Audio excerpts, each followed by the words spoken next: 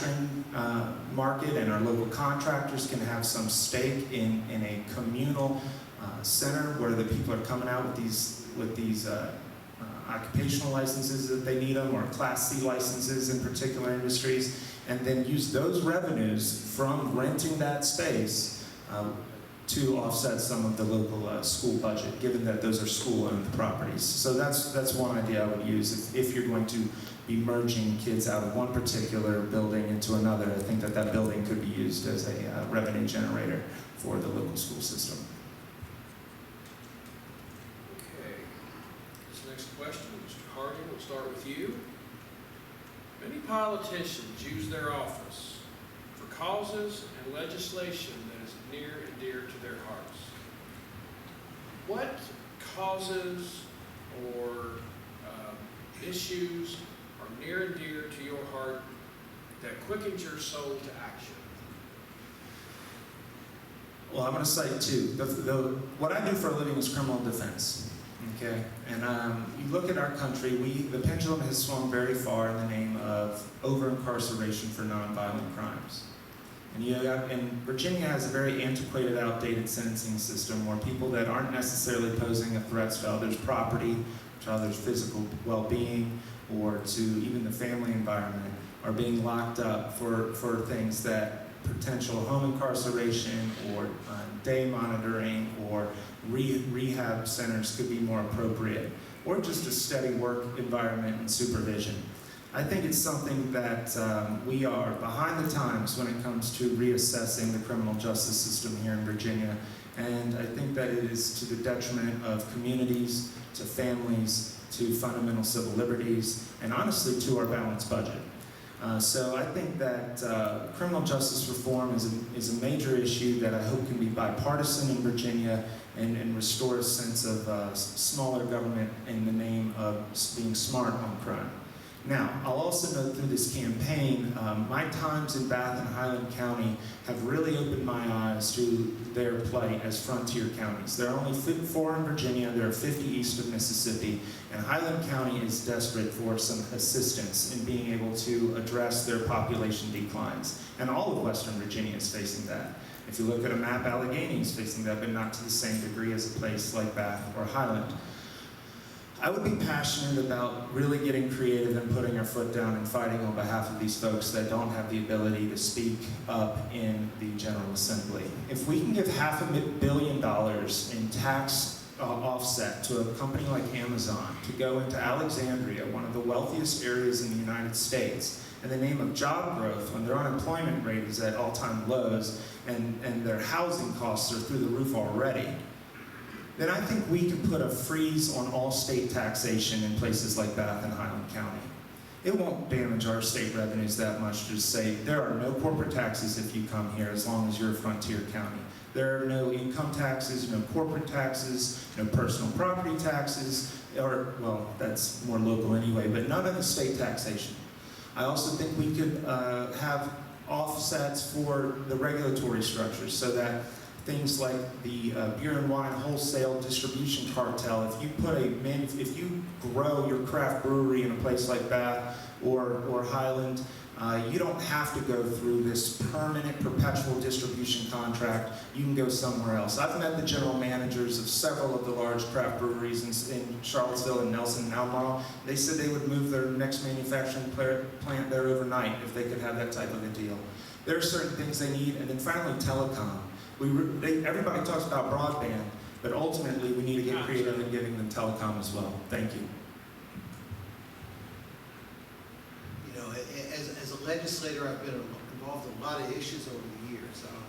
After my son died, I understood that I was in a unique position of being able to put my hands on the levers to change the law with respect to mental health and be a voice for change. Reduce stigma so that more people can seek treatment, and I've done that. But I've still got so much work to do. You know, I've told people that mental health reform is like eating an elephant. You know, you take a big bite and you feel full, but then you look at everything that's still ahead of you and you realize you haven't really done much of anything. So that's probably where where my biggest part of my passion is. My passion remains. I can tell you that over the last several years, we've been able to dramatically increase the number of services that are available throughout the state. And once we get that fully funded, the STEP Virginia program, we've changed the process for ECO, TDO.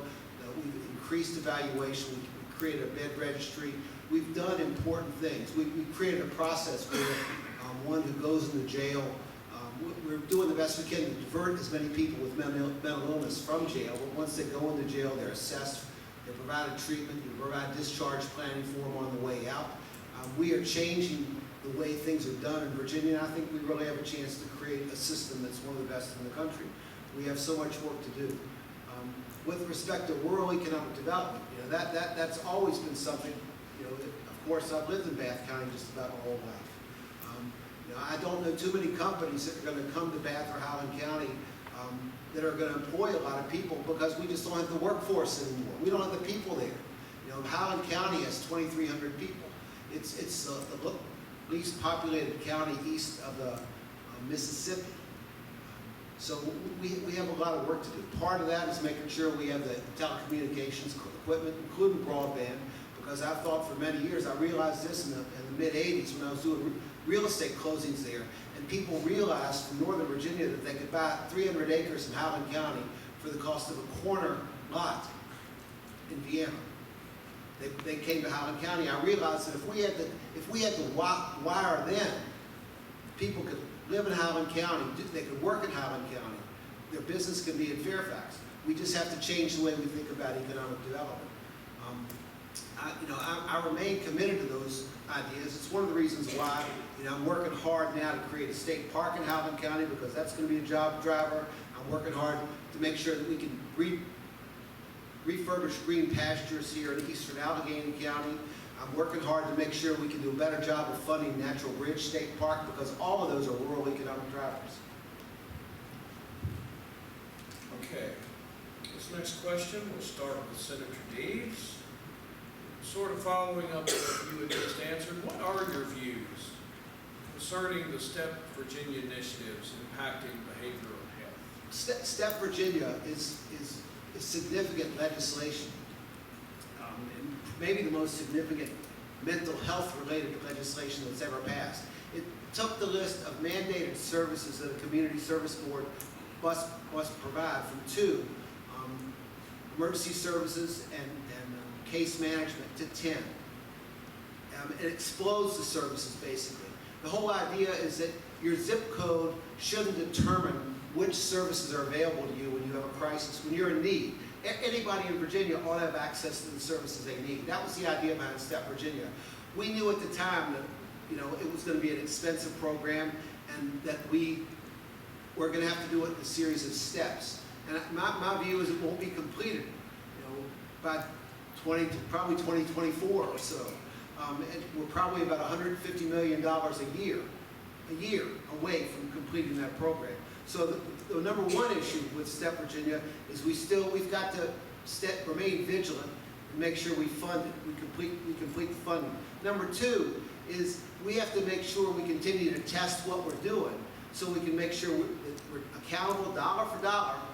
So when we ask legislators to put more money into mental health services, we can show them those dollars are doing what we want them to do. We got to make sure we're consistent, that the services, same-day access, for example, needs to mean the same thing in every part of Virginia.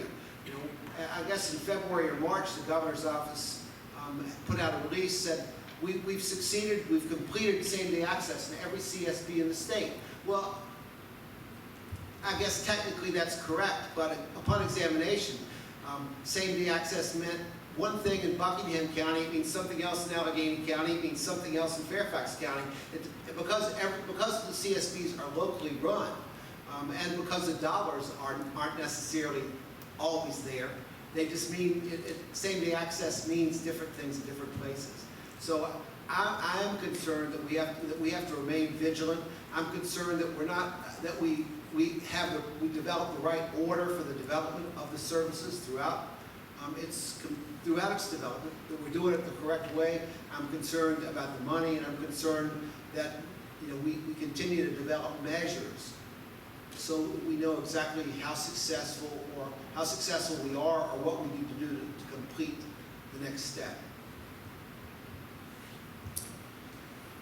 I used to serve on the Regional Services Board or the Community Services Board up in the Region 10, up in Charlottesville, Albemarle, and then Nelson, and then of course it breaks into the surrounding counties that aren't in the district. And I noted that every time we would speak with folks from other Community Services Board, the standards were very different and the quality was very different. And I commend the Senator's work and folks in the General Assembly who did push to expand these services that were provided from 2 to 10.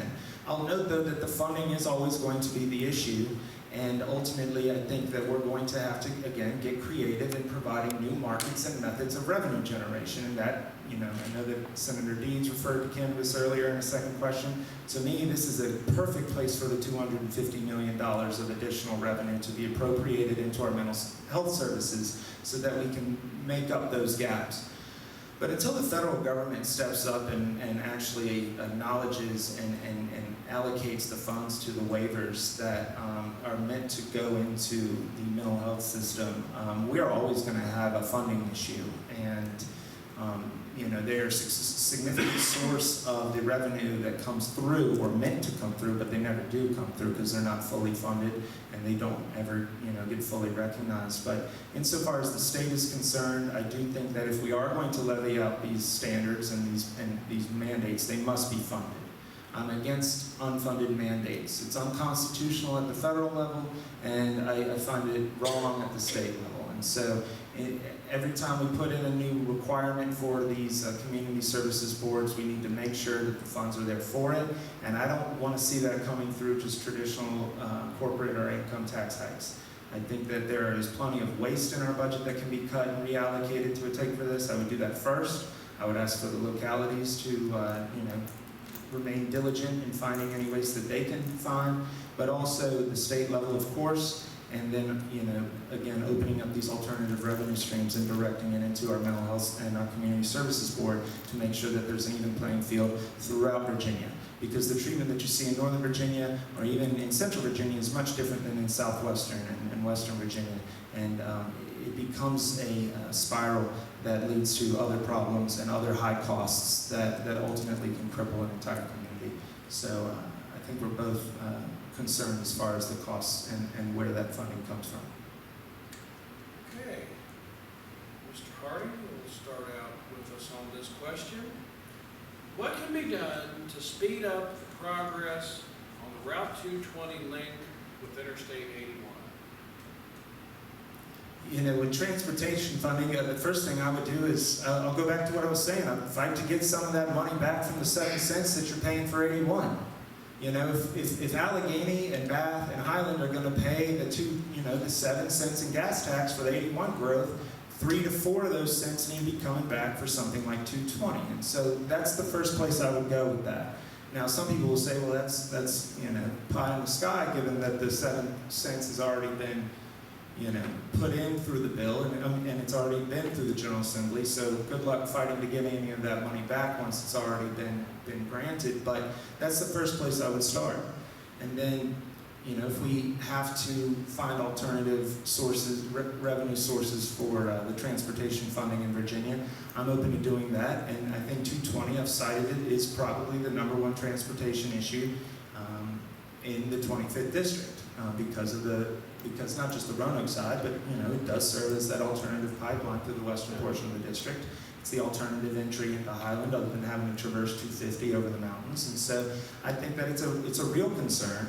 It's the #1 transportation issue in the district, and I will fight to get that money back from the 7 cents and then find new money if we have to.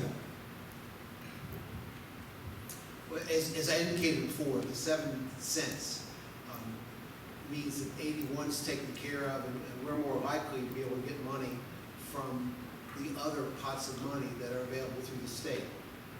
But let's be real about 220. 220, the linkage between 81 and 64 is the most significant thing we can do to increase economic activity in this part of the state. We've known that for a long time.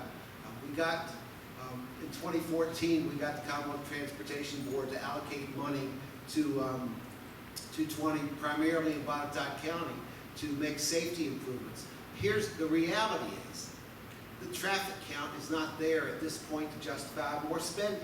You know, my hope is that the funding that has been allocated that will make the roads safer is going to help increase the traffic count.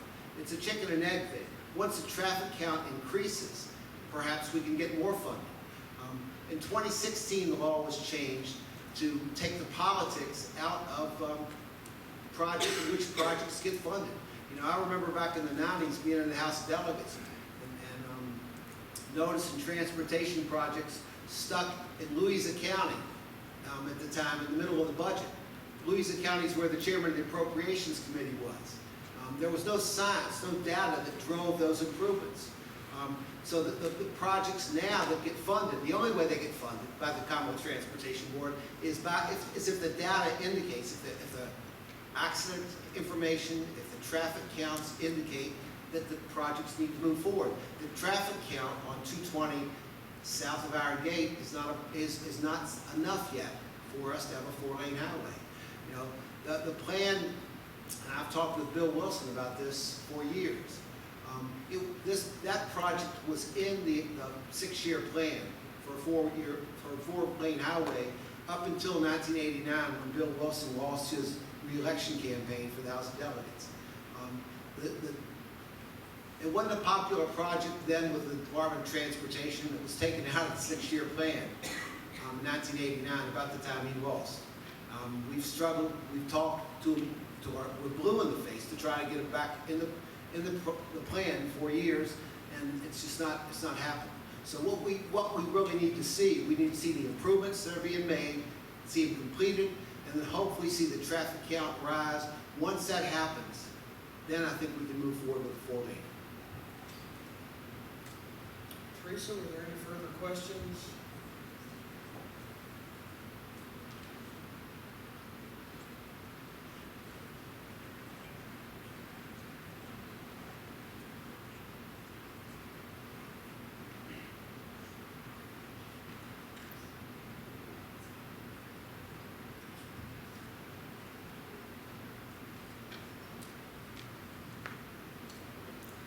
Okay, this next question, it's going to be an individual question, same principle, but bear with me. Senator Deeds, and you've got a similar question coming to you in just a second, Mr. Harding, so bear with me. Senator Deeds, why do you align yourself with the Democratic Party? You know, the house my grandfather's farm, the house on the farm where I grew up was the first house fired up by rural electrification in Bath County. We didn't have any money, but my grandfather was chairman of the Democratic Party in Bath County.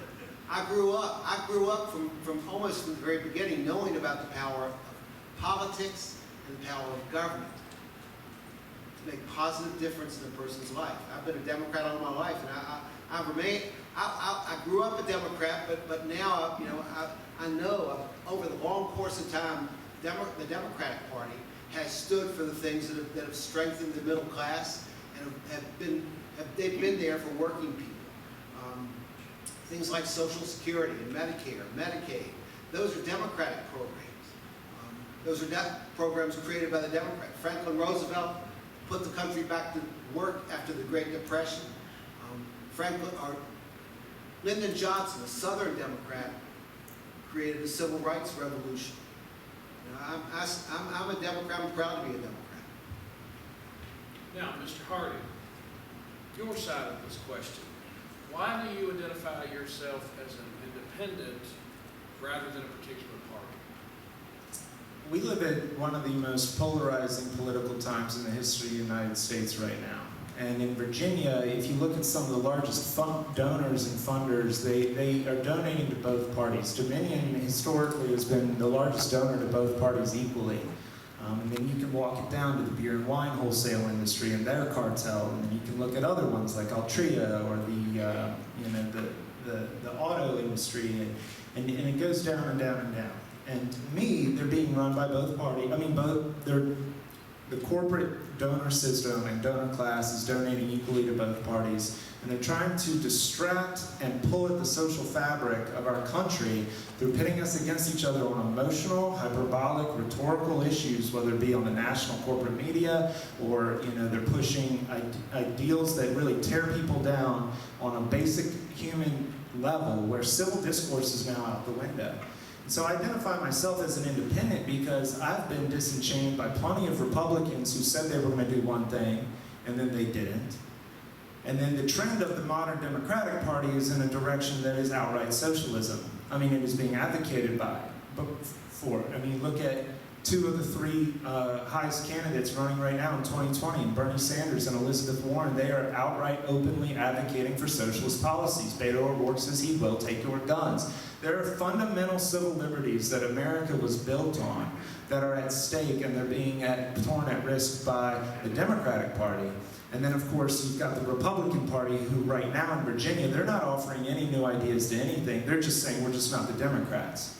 And I'm tired of that. I think I'm part of a generation that's against institutions. You're seeing it torn down where people identify with maybe they say they're socially liberal or fiscally conservative, and they're finding their own space. And I think it's the right time to do that. I'll also note that the 25th District is the home of American independence. The Declaration of Independence was partially, and if not significantly, crafted in this district, and it really sparked what is the American ideal that we have, and that is individualism, independence, and civil liberties, small government to protect your life, liberty, property, and contract, and having a defense. And at the end of the day, and free markets. These are all ideals that I believe are bipartisan or nonpartisan. And my opponent just referenced the history of the Democrats, and what you notice is the positive things he mentioned were large government programs that are now failing. We have Social Security will likely not be there when I come into age. Our infrastructure hasn't been updated for a very long time, and if you look at the litany of history of civil rights violations in Virginia's history, they come at the hands of that party, and I'm afraid of what's going to happen on November 5th if they take power of all the houses and, of course, the executive mansion as well. And so I'm prepared to be a thorn in the side of both parties when elected. Okay. Thank you for that. Next question. We'll start with Mr. Harding. Some courts are giving the victims of domestic violence cards that they can carry rather than full legal documents. Would you support expanding this practice Commonwealth-wide? Could you repeat that question? Some courts are giving the victims of domestic violence cards that they can carry rather than full legal documents. Would you support expanding this practice Commonwealth-wide? Of giving them cards? I think I left off a couple words on the question. It's for the protective orders rather than having a full protective order. They're giving a card that they can just stick in their wallet to show law enforcement if they have an issue rather than having to pull out the whole protective order. Okay. Does that make sense? Yes. Okay. Sorry. No, insofar as it can reflect the same amount of information that's necessary to run into a system so that it can be processed and it's more efficient in that manner, and rather than having to lug a bunch of papers around all the time, I support that. I think that there's a lot of information that law enforcement obviously can extract from something that is a very small card. When they run your driver's license, they can pull up everything. So if they have something to be able to see that you're carrying that is more reflective of the conditions of any given situation rather than hauling around large papers, I think that makes plenty of sense. And I agree. As long as you can get the correct information out with a card versus a full order, that makes perfect sense to me. Teresa, is there anything else before we go to our final question? Okay. Senator Deeds, we'll start our final question with you. The Alleghany Highlands is often seen as a forgotten area in the Commonwealth. What would you do to ensure that the Alleghany Highlands is fairly represented in Richmond? I remember years ago when the Kim Stanley landfill was still an issue. We were debating one Sunday afternoon on the floor of the House of Delegates, I had a beaker of water that I'd gotten from the creek that flows down from, drains off Kim's Dam, or one of the springs.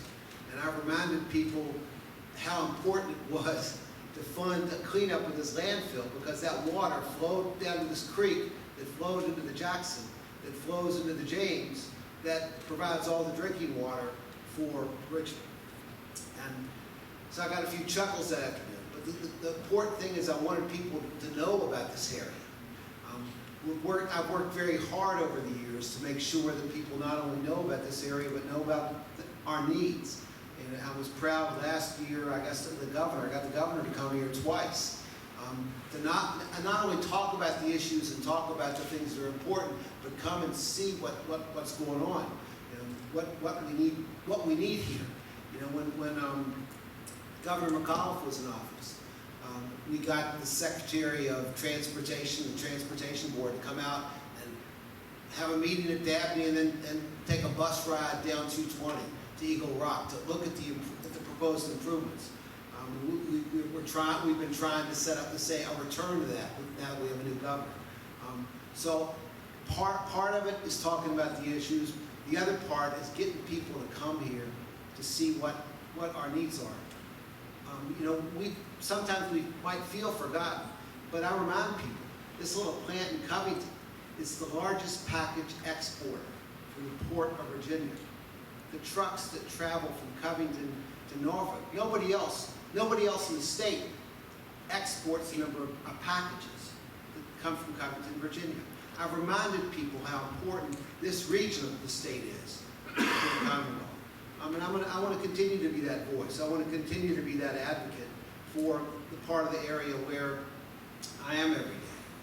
You know, and I think it's important that the whole state is recognized. I understand, you know, that as I said, this area of the state's lost population every day since 1980. I understand how it feels to be forgotten. I live in Bath County. We've lost population every day since they finished the Back Creek Pump Storage Project. We just have to continue to be the squeaky wheel. The squeaky wheel gets the grease in politics and in life. And you need to continue to talk about your issues. You need to continue to advocate for people to come visit the area, and I'll do that.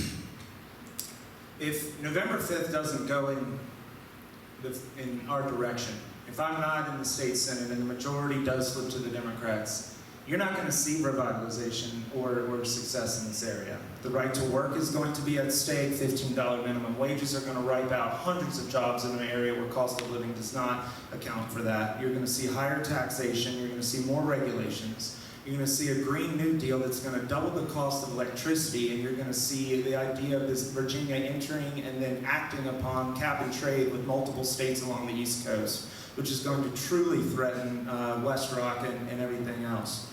I believe we now live in a time in Virginia where, and it's in the United States, where rural America has been at the beckoning of the urban areas. And Northern Virginia continues to creep down 95 and creep down 29 and I live in that area where now Culpeper is considered the southern area of Northern Virginia.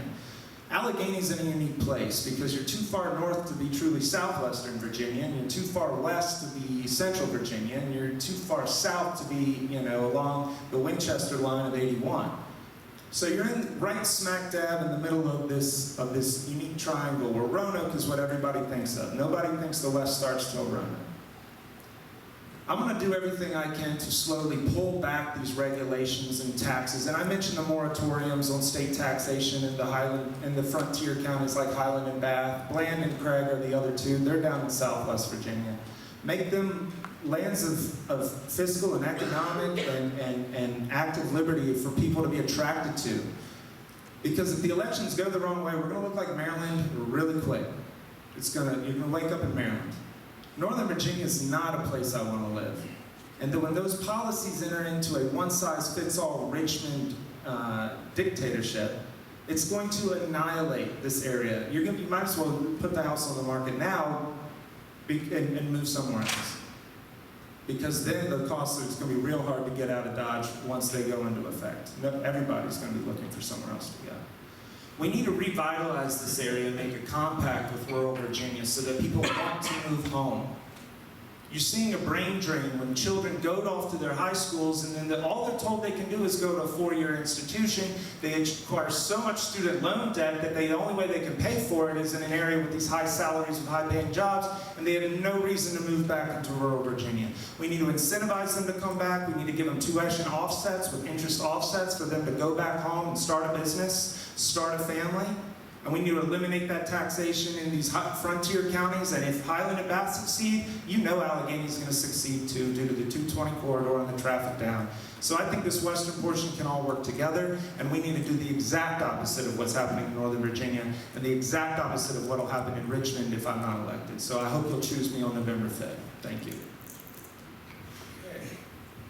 As we conclude this evening's forum, Mr. Harding, we'll start with you.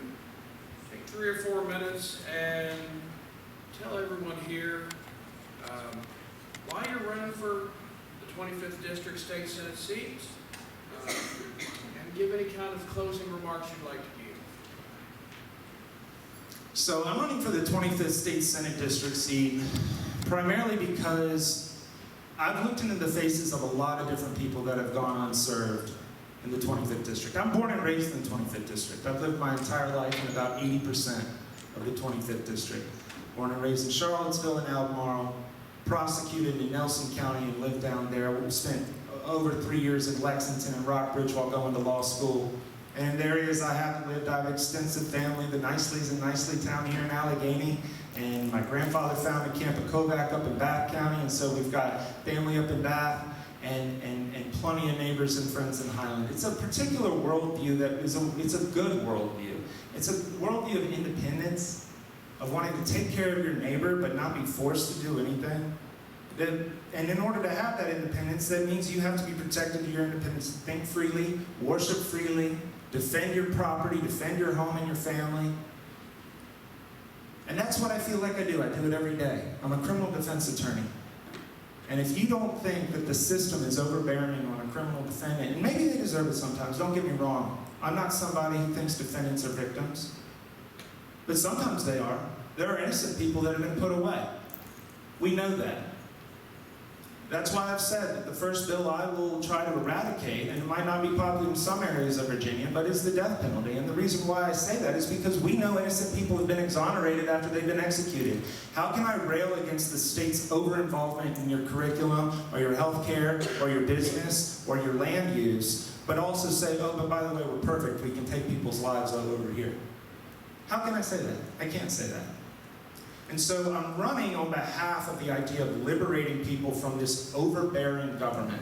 And that is what you see at the federal level every day. Half the things we talked about, we can't really do unless Ben Klein and Morgan Griffith kick in the transportation money and Donald Trump thinks he wants to win some votes in Western Virginia and do an infrastructure bill. That's where a lot of this money comes from. Talking about mental health and the community services boards, unless the federal government ponies up the money for the waivers, we're not going to be able to fund everything. But I want to get creative in at least liberating our markets, because if we don't, we are on a significant precipice here. I mean, I don't like the fact that the President of the United States used the word civil war in a tweet yesterday. I actually really don't like that, because Virginia was at the forefront of the last one, and I'm afraid, having lived in Charlottesville with the political extremities in America, that we might be at the forefront of another one, and I don't like that type of rhetoric coming from D.C. I think it is my duty as a natural-born Virginian to fight on behalf of the principles I already outlaid. And when I see people that keep getting beat down by a corrupt political system that is extreme and polarized, meanwhile all the business is getting done on the floor, everyone else is distracted about what happened on CNN last night or what the president did yesterday, the real business isn't really helping the people. And so I'm running on behalf of the underserved, whether it be a community of interest who hasn't had people fight for them, whether it be people of poverty and less means, or people at risk with mental health or issues, or people at risk due to their minority status, or these counties that are seeing their populations dwindle and they can't rise up and speak on behalf of themselves sometimes. That's why I'm running. It's something I'm passionate about, and win or lose, I'm going to be living in this district for the rest of my life. And I'm excited to be here. I've had a great time on the trail going to all these areas and talking to folks.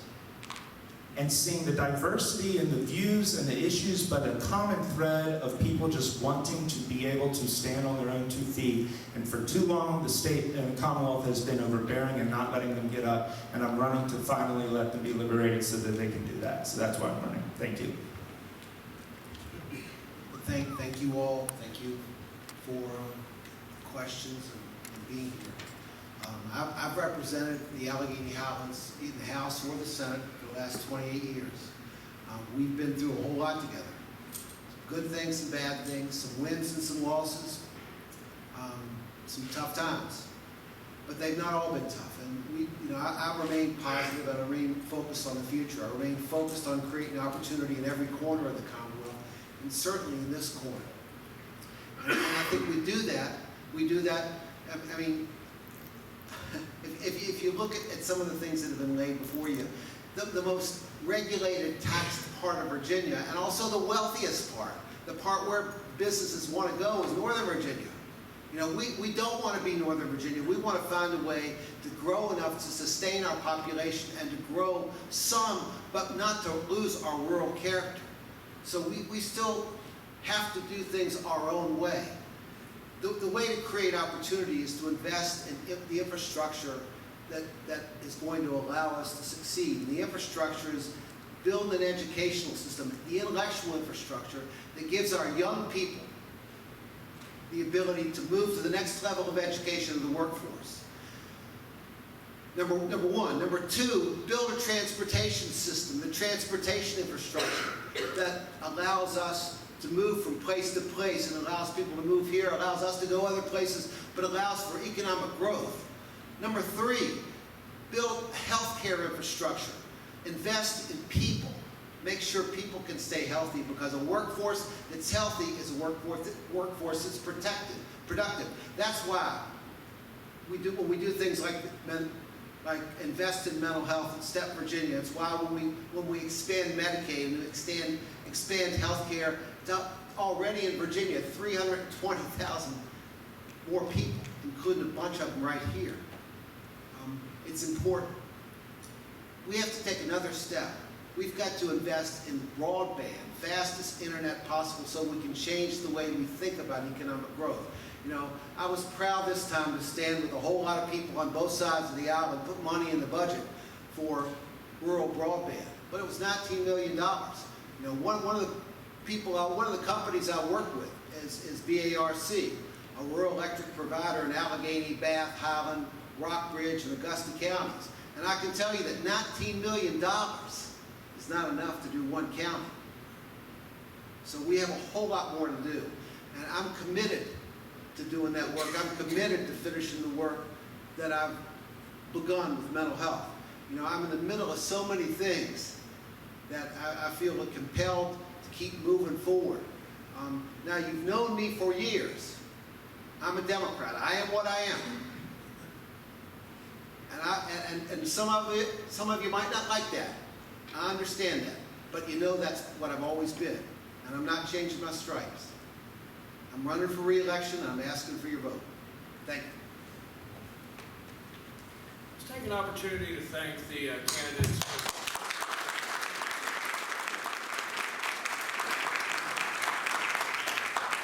I want to thank Senator Deeds and Mr. Harding for being here and taking time out of your busy schedules to participate this evening.